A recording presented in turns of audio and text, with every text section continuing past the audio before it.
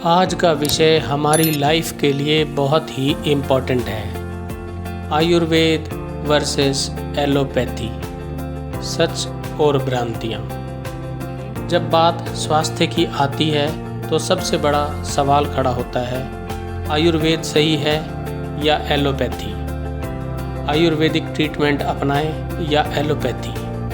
बहुत से लोग आयुर्वेद को धीमा मानते हैं और एलोपैथी को ही एक प्रॉपर मेडिकल साइंस समझते हैं। आइए जानते हैं क्या सच है और क्या भ्रांति है। भ्रांति नंबर 1, एलोपैथी ही असली चिकित्सा है, आयुर्वेद सिर्फ नुस्खे हैं। सच, आयुर्वेद एक सनातन विज्ञान, कला, जीवन दर्शन, संस्कृति और एक समृद्ध चिकित्सा प्रणाली के रूप में विकसित हुआ है। आयुर्वेद का सबसे पुराना वर्णन ऋग्वेद में मिलता है और आयुर्वेद को पंचम वेद कहा गया है क्योंकि इसकी उत्पत्ति अथर्ववेद से मानी गई है। धन्वंतरी महाराज को आयुर्वेद का देवता कहा गया है। ऐसा माना गया है कि समुद्र मंथन से प्रकट हुए महर्षि धन्वंतरी को आयुर्वेद का जनक और चिकित्सा का देवता माना गया।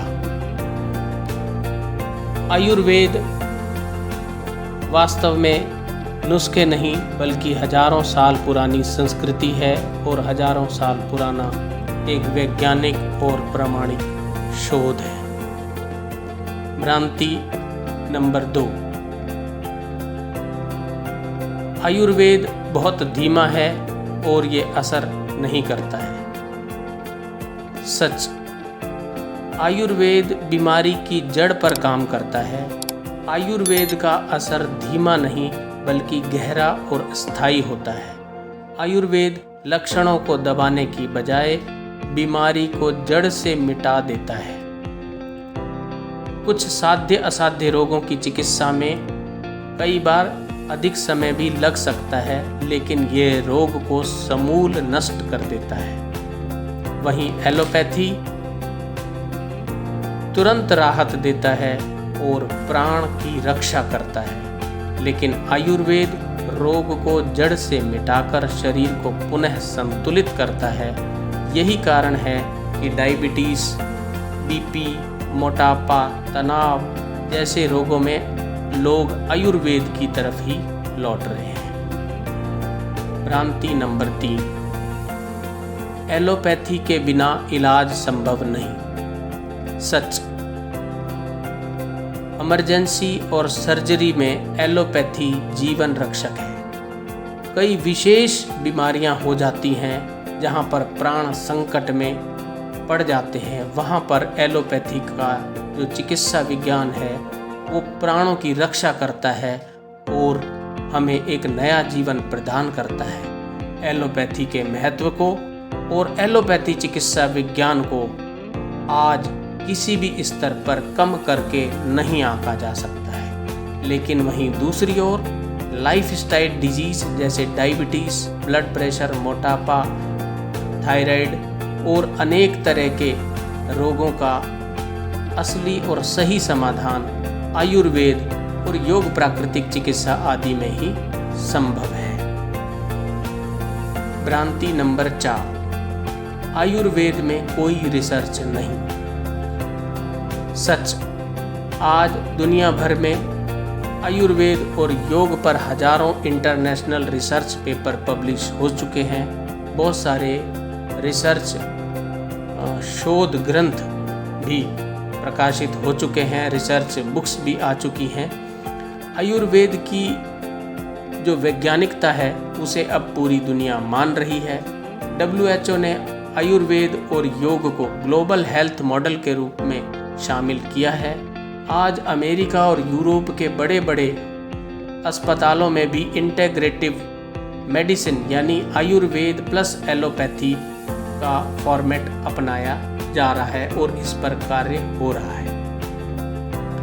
भ्रांति नंबर 5, योग प्राकृतिक चिकित्सा या विशेष रूप से आयुर्वेद से जुड़े चिकित्सक एलोपैथी की आलोचना करते हैं या आलोचक हैं।